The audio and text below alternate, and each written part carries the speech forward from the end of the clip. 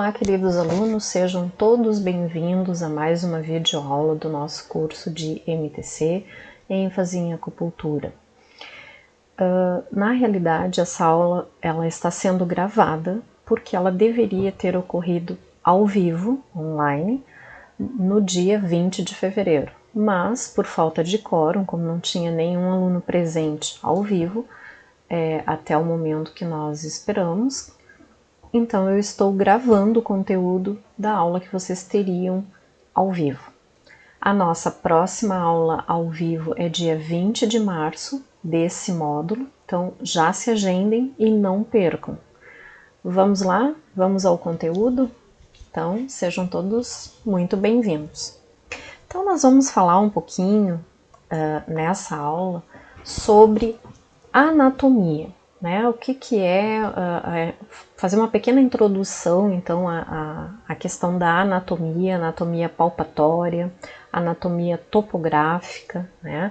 Obviamente que nós não pretendemos tornar vocês expert em anatomia, pois não é o objetivo do curso. Entretanto, quando a gente trabalha com acupuntura, é importantíssimo que nós conheçamos algumas referências anatômicas principais que vão nos dar um norte para a localização dos pontos de acupuntura, dos meridianos e assim permitir que nós possamos identificar com mais clareza, de forma mais tranquila e mais assertiva, os pontos de acupuntura que nós escolhermos para o tratamento do nosso paciente.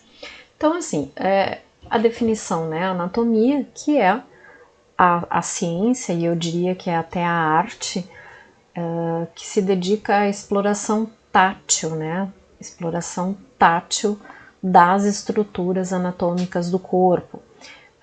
E essas estruturas, elas são estruturas ósseas, estruturas musculares, estruturas tendinosas, os tendões, estruturas ligamentares, os ligamentos, estruturas articulares, as articulações. Então, todas essas estruturas, elas são referências para nós acupunturistas podermos, então, localizar os pontos nos seus trajetos, né, nos seus meridianos, de acordo como os chineses, então, mapearam, né, o ser humano. Então, essa ferramenta ela é muito importante na prática clínica da acupuntura, porque ela realmente vai facilitar a nossa vida e tornar mais assertiva a inserção das agulhas nos pontos ou muito próximos aos vórtices dos pontos. Então isso é uma outra coisa que a gente vai abordar ainda, talvez, não sei se nessa aula, mas talvez na próxima, e também quando a gente fala nas aulas, né, dentro do módulo de inserção e manipulação de agulha, tá? Mas fiquem tranquilos que tudo vem ao seu devido tempo. Então, para os profissionais de acupuntura, assim como também e principalmente, né, para os massoterapeutas que trabalham com grupos musculares, principalmente, e também para os profissionais da medicina esportiva, o conhecimento da anatomia topográfica e palpatória, ela é importantíssima. Bom, pessoal, antes de entrar propriamente na anatomia, eu queria mostrar alguns detalhes aqui para vocês, que é bem importante quando se fala em anatomia, né? Porque na realidade a anatomia palpatória e a anatomia topográfica para o acupunturista, ela obviamente que serve para ajudar a localizar os pontos de acupuntura, mas ela também nos dá uma informação muito valiosa, que é o quanto nós podemos aprofundar a agulha naquele ponto, num determinado ponto. Então, o que vai determinar essa profundidade é o tipo de estrutura que nós estamos usando como referência e que está próxima ou adjacente ao ponto que nós estamos procurando. Então, de acordo com a estrutura, se ela é mais superficial ou mais profunda, nós vamos poder aprofundar ou não a inserção da agulha, né? Agora, Obviamente também que nos livros, nos atlas de acupuntura, vocês vão ter toda essa orientação. Todos os autores, né, que escreveram atlas, que publicaram atlas de acupuntura, a Cláudia Fox, o Atlas do Seirin, que eu estou usando, né, usei bastante imagens para mostrar para vocês aqui nessa aula, e outros atlas de acupuntura tradicionais, chineses inclusive, eles vão descrever para vocês o ponto, né, a anatomia topográfica que se encontra abaixo do ponto, adjacente ao ponto ou próximo do ponto, tanto para você poder localizar esse ponto, como ele também vai indicar qual a profundidade que você vai poder inserir a agulha naquele ponto em razão, né, das estruturas que estão ali próximas ou no próprio ponto, ok? Então aqui, ó, profundidades da agulha, né? Então aqui a gente está vendo uma inserção vertical, né? Então aqui esse branquinho é a cânula da agulha. Então, quando a gente, que é o primeiro passo aqui, quando a gente encosta a cânula aqui na pele, vai ficar um tanto da agulha para fora, porque não tem nenhum pedaço da agulha ainda inserido. Quando nós damos o tapinha e inserimos a agulha, um tanto dessa agulha vai entrar na pele. E é esse tanto de agulha que entra na pele que nós vemos, né, que fala da profundidade, que pode ser 0,2, 0,5, 0,8 ou 1 tsum ou kun, né? A gente costuma falar tsum, tá? Essas são as medidas que a gente usa. Quanto aos ângulos, então aí também nós temos outras observações aqui, porque se eu entrar num ângulo de 90 graus, é diferente de eu entrar num ângulo de 45, de 20, de 30, né? Ó, de 5 a 15, desculpa, de 5 a 15 ou de 15 a 20, né? Então, quanto mais vertical eu entrar, mais a tendência de aprofundar esse ponto. Então, se eu preciso aprofundar o ponto, eu vou entrar de forma mais vertical. Se eu não posso aprofundar tanto o ponto, vamos dizer que eu precise ficar aqui, ó, entre 0,5 e 0,8 tsum, eu vou usar um grau aqui entre 30 e 40, normalmente de 45 graus. Agora, se eu não posso aprofundar até essa medida aqui, eu preciso trabalhar aqui, ó, 0,2, vamos pensar num ponto facial próximo do olho, né? Então, para conseguir ponturar 0,2 tsum, garantir que fique dentro desta profundidade, eu vou trabalhar aqui entre 5 e 20 graus na realidade. Eu costumo trabalhar com 20 graus, de 0,5 a 0,8 tsum eu trabalho com 45, e quando eu quero 1 tsum, eu trabalho com 90 graus. Então, só para vocês terem uma ideia, né, é que nós vamos ter determinadas estruturas que nós vamos obrigatoriamente ter que ficar com essa profundidade, que é bem superficial. Então, pontos muito superficiais, como, por exemplo, pontos orbiculares aqui, né? Eu tenho ponto de vesícula biliar aqui na ponta da sobrancelha, eu tenho ponto aqui, ó, B1, né? Muito próximo da órbita ocular interna aqui. Então, eu tenho pontos que são muito rasos, né? Um outro ponto que é bastante raso, que a gente usa com muita frequência na prática clínica, é o coração 7, né? Coração 7, basicamente, né? Coração 7, mas não só o coração 7, todos os pontos que ficam a nível de pulso, a nível de tornozelo, né? São pontos que a gente não pode e não consegue, ainda que quisesse, aprofundar. Mas isso, fiquem tranquilos que quando vocês tiverem as práticas, né, nós vamos ver tudo isso ao vivo e a cores. Mas por enquanto é importante que vocês saibam desses detalhes, dessas limitações, são bem importantes.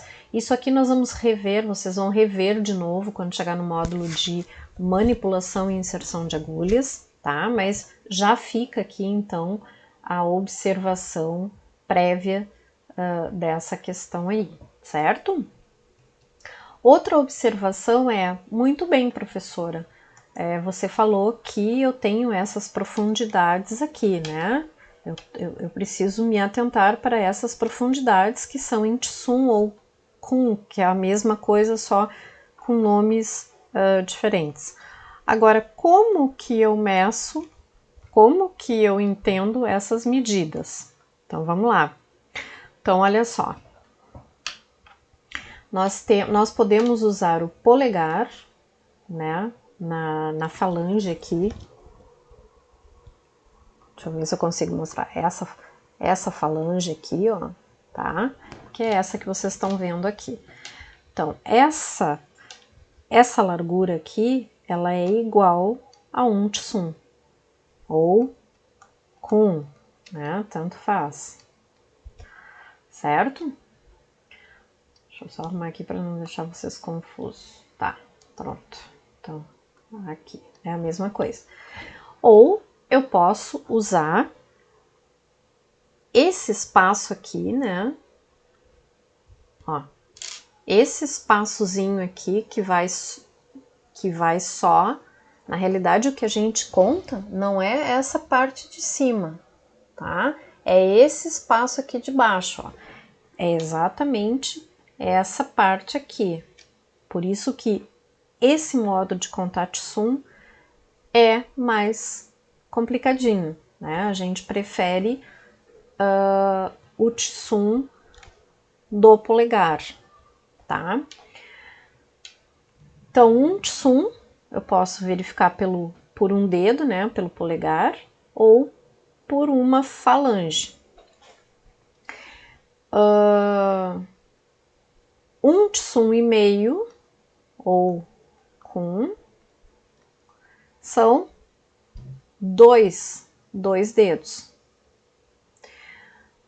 2 Tsum, três dedos, tá? 3 dedos juntos. E 4 Tsum, 4 dedos juntos, tá? Então, 3 Tsum, 2 Tsum, 1 Tsum e meio e 1 Tsum, ok? Agora, muito importante aqui, ó, pessoal, chama atenção. Eu vou colocar aqui, ó, o Tsum deve ser o do paciente. Como assim, professora? Sim, eu vou pegar os pontos de acupuntura em quem? Em mim ou no paciente? No paciente. Então, eu tenho que verificar, para usar esse sistema, eu tenho que verificar a largura dos dedos do meu paciente. Eu posso tomar os meus como referência, desde que os meus sejam da mesma largura que os dele. Se a largura dos dedos do paciente for maior que a minha, eu preciso considerar o quanto maior na hora de contar, né? Então, se 4 dedos do paciente é mais ou menos isso aqui, ó, estão enxergando aí, ó, eu tenho 4, ó, e vem mais um pouquinho porque é grande a mão da pessoa, eu tenho que, quando eu for verificar o Tsum, ó, 4, vamos pensar aqui que eu quero contar aqui na mão, 4 Tsum daria aqui, né, o ponto, vamos pensar aqui, mas aí eu tenho que acrescentar um pouquinho mais para ter a medida igual ao Tsum do paciente. Então, ficaria aqui o ponto e não aqui. Entendem? Depois, na prática, a gente vai trabalhar isso e vocês vão ver que é mais prático. Inclusive, no início, é possível construir um tissonômetro, como a gente chama, né? Carinhosamente. Com um elástico grosso, você pode construir um tissonômetro para cada paciente seu, tá? Se você se sentir mais seguro dessa forma, mas não há essa necessidade. Quando vocês virem fazer a prática, vocês vão ver que é bem mais tranquilo do que está parecendo. É que explicar é mais complicado do que mostrar, tá? Então, mas fiquem bem tranquilos. De qualquer forma, eu preciso falar isso para vocês, né? O Tsum deve ser o do paciente e não o seu. Então, isso aqui é bem importante que vocês lembrem na hora de verificar, né, essas medidas aí dos Tsum para poder acessar os pontos de acupuntura. Certo, pessoal? Muito bem, vamos lá, vamos passar ao próximo. Agora sim, nós vamos entrar nas estruturas, né, na questão anatômica mesmo, né? Então, nós vamos passar a verificar as estruturas por partes no corpo, ok? Então, nós vamos nessa aula de hoje, que corresponde à aula que teria sido ao vivo dia 20, nós vamos trabalhar esse conteúdo e vamos continuar trabalhando esse conteúdo na aula do dia 20 de março e encerrá-lo, né? Então, na próxima aula, dia 20 de março, que eu espero que todos estejam presentes, nós vamos trabalhar mais especificamente os pontos mais significativos da acupuntura, os que são usados com maior frequência na prática clínica. Então, a gente vai ver bem essa localização anatômica e a gente vai trabalhar aí alguns protocolos mostrando esses pontos, né? Para que vocês possam ver com fotos, enfim, que é bem tranquilo, não é um bicho assim de 7 cabeças, tá bom? Então, nós vamos começar falando da estrutura muscular e óssea da cabeça, crânio, face e pescoço, né? Então, a gente já vai dar uma olhada. Óbvio, né, pessoal, vocês viram que eu postei ali dentro do módulo vários vídeos, né, falando justamente, e eles estão nessa sequência, tá, dessa aula e da próxima, eles estão na sequência: cabeça, tronco, membro superior, cintura pélvica, membros inferiores, certo? Para que vocês possam ver de uma forma mais geral, de uma forma mais interativa, porque a anatomia ela é uma disciplina maçante, cansativa, e a ideia não é que vocês fiquem decorando nomes, porque vocês não vão ser médicos, enfermeiros, cirurgiões, nem fisioterapeutas, né? Mas vocês precisam conhecer, ter uma ideia geral, e aqueles vídeos que eu coloquei ali para vocês são muito bons, né? São bem agradáveis de se assistir. Tem um ou outro vídeo que é um pouquinho mais longo, que dura 15 minutos, mas em média os vídeos ali tem 1 minuto, 2, 3, 5, então é rápido de ver, né? Então, por favor, assistam, porque vai fazer toda a diferença para vocês, né, na hora de ir para a prática clínica. Então, a gente vai começar com os ossos do crânio. Eu não abordei dentro dessa disciplina todos os ossos, todos os músculos, todos os ligamentos, né? Eu não fiz isso, tá? Por quê? Porque não é o objetivo, eu não quero formar vocês anatomistas, né? Eu quero que vocês tenham uma visão geral e conheçam as principais estruturas, porque a partir delas a gente consegue localizar os pontos de forma muito tranquila, porque, por exemplo, se eu não sei onde é que está o ponto X e que eu sei que é próximo entre a cabeça e o ombro, por exemplo, eu sei que está aqui no pescoço. O que eu tenho no pescoço, né? Qual é a estrutura que eu vou atingir fazendo uma pontura com uma agulha de acupuntura? Então eu tenho toda a musculatura. É essa musculatura que eu vou acessar através da minha agulha de acupuntura e é o ti dessa estrutura que eu vou acessar, né? Então eu preciso saber quais são os principais músculos aqui. Eu tenho algum acesso venoso, eu tenho alguma veia, alguma artéria importante aqui. Isso nós vamos ver na segunda aula do dia 20, a gente vai trabalhar também a parte vascular, tá? Nessa primeira aula aqui a gente vai trabalhar com estrutura óssea, muscular, ligamentos e tendões, tá? Principalmente ossos e músculos. E aí na segunda aula a gente vai ver ligamentos e a parte vascular, tá bem? Então, os ossos do crânio, os principais, a gente tem aqui o osso frontal, né? Então, o osso frontal é esse osso, né, que faz a testa. Nós temos o osso parietal, então, que é o osso que, na sequência do osso frontal, né, ele segue em direção até o início do osso occipital. Então, daqui dessa região da sobrancelha até a base do crânio, nós temos estes 3 ossos aqui importantes, né? Depois, na lateral do crânio, nós temos o osso temporal.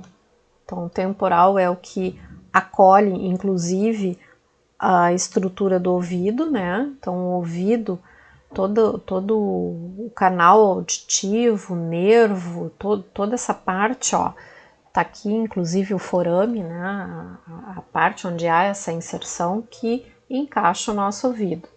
Depois nós temos o esfenoide, que ele fica entre o temporal e o frontal. Então, é um pequeno osso que faz essa conexão aqui, né? Então, vocês estão vendo ele aqui.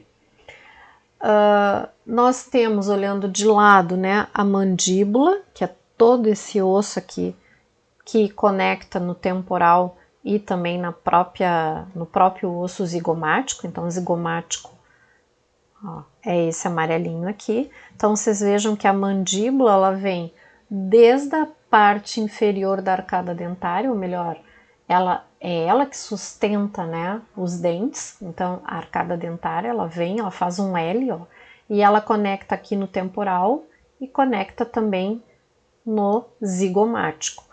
Depois nós temos esse osso da frente que vem desde a lateral interna dos olhos, né, e desce. Nós temos a maxila. Nós temos um pequeno ossinho por dentro aqui, ó, da órbita ocular, o osso que a gente chama de lacrimal, e nós temos o etimoide nasal, que é um pedacinho de osso aqui no nosso nariz. O resto é cartilagem, mas a parte inicial que conecta no osso frontal é um osso também, pequeno, mas é um osso. Ele é o etimoide nasal, né? E tá aqui, ó, esse pedacinho de osso. Então, essa é a estrutura da nossa cabeça, estrutura óssea, né? E essa caixa óssea aqui é que protege, então, o nosso cérebro, o nosso encéfalo, tá?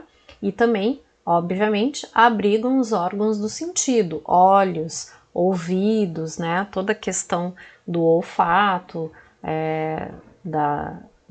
da parte nervosa da boca, né, da língua, dos nervos, dos sensores, enfim, tá? Na face, então, já falei para vocês, então, face e crânio são esses ossos. Qual a relevância clínica, por exemplo, desses ossos, né? Então, aqui eu trago uma foto para vocês. Esse atlas é o Atlas de Anatomia Palpatória de Acupuntura, é um atlas chinês, tá? A gente chama Seirin. Entre os acupunturistas é o Seirin, que é o editor, né? Então aqui vocês podem ver, né, pessoal, que nós temos o meridiano do estômago. Então ele começa, ó, E1, é logo abaixo. Se vocês tirassem essa parte de epiderme daqui, vocês veriam que o globo ocular, ele mais ou menos assim, né? Nesse tamanho aqui, só que dentro do olho. E esse ponto ele fica rente à órbita ocular, né? Então, se pegar uma agulha e for de forma perpendicular reta, há uma chance imensa de pegar o olho, né? A esfera ocular ali, a estrutura do olho mesmo, né? E causar uma lesão bem importante. Por isso, quando, claro, acupunturistas, os chineses antigos e os mestres chineses de hoje, né? Alguns se arriscam a punturar o ponto E1. Eu, para os meus alunos e para mim, e a maioria, né, grande parte dos professores que eu conheço, dos acupunturistas, opta por trabalhar com o E2, tá? Deixa eu trocar aqui a cor aqui. Aqui, ó. Opta por trabalhar com o ponto E2, que é este ponto aqui. Por quê? Porque ele vai ele tem praticamente a mesma função do ponto E1, só que ele já fica longe da órbita ocular, o que nos dá uma segurança muito grande para ponturar, né? Então, e obviamente que a pontura aqui, por isso que eu falei para vocês anteriormente da profundidade, é uma profundidade pequena, superficial, né? Aqui normalmente a gente trabalha com agulhas pequenas, agulha 20 por 15 ou 15 por 20 por 13, né? Que são agulhinhas que são a metade das outras agulhas, ou até com agulhas faciais, que são agulhas de corió. Corió é uma técnica de puntura na mão, né? É uma acupuntura exclusiva só da mão. E que usa umas agulhinhas pequenininhas que são colocadas com o aplicador. Se usa muito esses pontos de E, de estômago, E2, E3, E4, E5, E6, E7, para tratamentos estéticos faciais, né? Então, vou colocar aqui, tratamento estético facial. Então, se usa muito esses pontos aqui para tratamento estético facial. Ah, professora, mas é só para tratamento estético facial que se usa esses pontos? Não, obviamente que não, né? Nós também usamos para questões de afecções oculares, questões de quando, por exemplo, o paciente tem sequela de AVC, pode-se usar esses pontos para minimizar, então, né, a paresia, tá? Pode-se usar para questões aqui também que envolvam distúrbios do trigêmeo, né? Então, se usa para outras coisas, mas são pontos também muito usados para a acupuntura estética facial, tá bem? Muito bom. Vamos seguir, então. Pontos de interesses, então, nessas estruturas. Quais estruturas? Estruturas do crânio, face e pescoço. Então, vamos começar falando dos músculos da face e do pescoço. Então, aqui nós temos os músculos da face, ó. Nós temos o frontal. Então, como o próprio nome diz, músculo frontal, ele está sobre o osso frontal. O músculo temporal, que vai estar sobre o osso temporal, o músculo orbicular dos olhos, que é essa musculatura que faz todo o contorno do olho, o masseter, né, o masseter, que é o músculo que faz essa sustentação aqui, né? Então, quando é feita cirurgia plástica, por exemplo, que a mulher começa a ter o derretimento da face em função do envelhecimento, alguns métodos cirúrgicos fazem isso, né? O levantamento desse músculo aqui para ter esse efeito aqui de peeling, né? Ó, tá? E no pescoço nós temos alguns músculos importantes, mas o músculo de maior referência é o esternocleidomastoideo. É um nome bem considerável, né? Um nome enorme, esternocleidomastoideo. Eu nunca me esqueci do nome deste músculo, porque eu tive na faculdade, né, as cadeiras, as disciplinas de anatomia, e além disso eu fiz um curso de verão de dissecação de cadáveres, né, para assimilar bem o conhecimento da anatomia. E esse músculo aqui foi um músculo que eu tinha muita dificuldade de falar.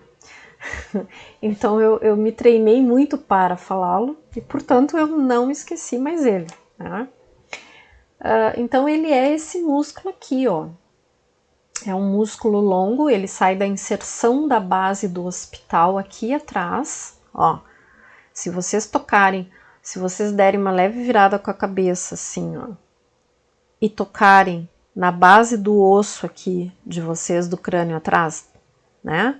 Tem a orelha, na altura do meio da orelha, segue o dedo para trás e vai apertando, vocês vão ver que tem um osso. Se vocês descerem um pouquinho e fazer assim com o dedo, passar o dedo no sentido horizontal, vocês vão sentir que tem um músculo. O meu, ele tá sempre contraído, né? Porque eu fico muitas horas no computador e eu tenho hérnia de disco cervical, então acaba eu tendo essa região aqui bem complicada. Mas eu sinto muito bem o meu, e ele vem dessa inserção, ó, e ele vem aqui para frente. Então ele faz esse cruzamento aqui. E vocês, quando a gente tem torcicolo, né, quando a pessoa está acometida de torcicolo, 99% das vezes o torcicolo é nesse carinha aqui, nesse esternocleidomastoide, tá? Mas, obviamente, eu também tenho o trapézio. Então, o trapézio, que é um músculo que também sai da mesma inserção, ele sai da inserção da occipital, e ele desce em direção ao ombro. E, na realidade, o trapézio, imagina que isso aqui é o pescoço da pessoa, tá? O trapézio, deixa eu trocar de cor. O trapézio, ele sai dessa inserção, ele vem em direção ao ombro, e ele tem 3, digamos, ventres, né? 3 porções, tá? Que é a ascendente, a média, é a descendente, a média e a ascendente. Então são 3 porções. E aqui no meio a gente vai ter quem? A coluna, né? Aqui no meinho, ó, próximo, aqui tem a coluna. Então muitas vezes a gente, ou o paciente, né, ele refere uma dor bastante desconfortável nas costas, próximo ali à coluna, que ele muitas vezes até acha que é a vértebra, e não é.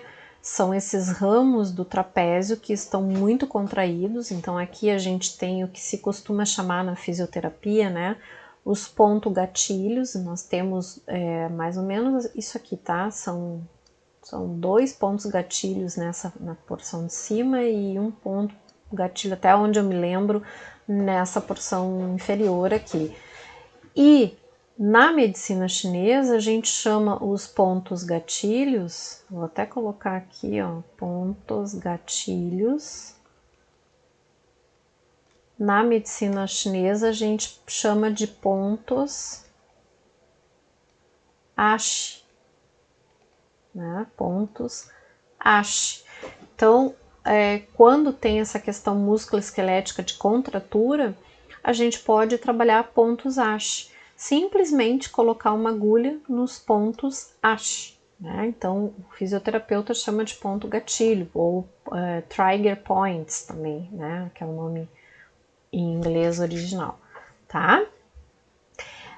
E aí nós temos também o escaleno, né? Nós temos aí a gente tem o longuíssimo da cabeça. Esses aqui, tá, pessoal? O longuíssimo da cabeça e etc. são músculos mais internos, mais profundos. Esses aqui dificilmente a gente acessa com uma agulha de acupuntura, tá? A gente tem o escaleno menor. Então o escaleno menor já é um ponto que se consegue, já é um músculo que se acessa quando a gente vai trabalhar com pontos de pericárdio, pontos de pulmão, né? Então a gente tem P1, a gente tem o pericárdio 1 também, né? Então a gente acaba pegando, influenciando, né, esses músculos através dos pontos. E eles são músculos muito importantes, porque eles estão ligados à questão da estabilização, né, da rotação da cabeça, né, dos movimentos do pescoço, tá? Da própria mastigação, da expressão facial. Então, por exemplo, o masseter, o masseter, o temporal, o frontal, o masseter, o orbicular, eles trabalham muito junto, eles trazem muito, estão muito ligados às expressões faciais que a gente faz, né?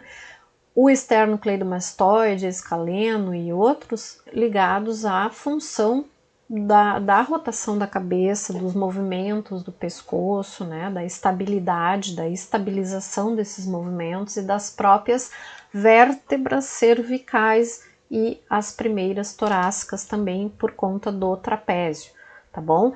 Então muitas vezes tem muitas pessoas que têm muitas dores ali em torácica 3, torácica 4, né? E essas dores muitas vezes está atrelada a quem? A contratura, a pontos gatilhos nos ramos do trapézio, tá? Então só para você saber. Agora, a gente tem aqui alguns pontos importantes, né, na face. Ó, aqui o E7, o E6, né, o E6, o E7, na realidade, assim, do E1 até o E7 a gente está trabalhando toda a face. A gente trabalha aqui, ó, orbicular, né, a gente trabalha aqui masseter, e aqui tem outros tantos músculos mais profundos que também são importantes e a gente trabalha, né? E na região do pescoço, e já indo para o ombro, a gente tem, por exemplo, o meridiano do intestino grosso, né?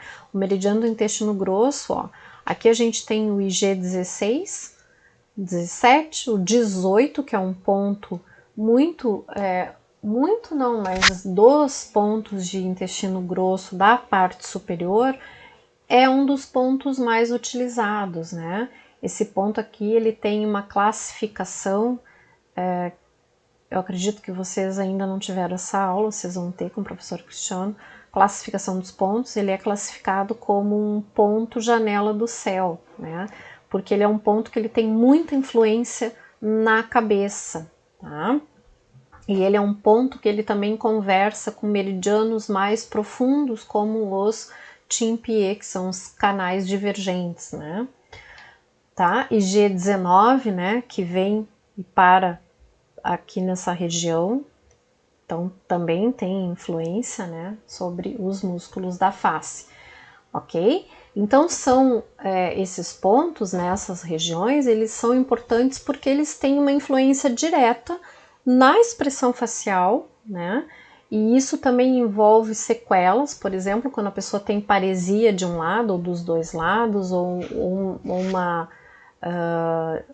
assimetria, né, por conta de uma paralisia temporária ou mais definitiva, né? Então, por exemplo, às vezes a pessoa pega um frio e fica meio ou com torcicolo, fica meio tortinho, ou a pessoa pega uma virose, né, através de um vírus que afeta a musculatura do rosto e a pessoa fica com um lado mais paralisado, e muitas vezes, na maioria das vezes é reversível, desde que seja feito o tratamento correto e iniciado imediatamente, né, e a acupuntura ela tem um resultado muito efetivo nessas questões.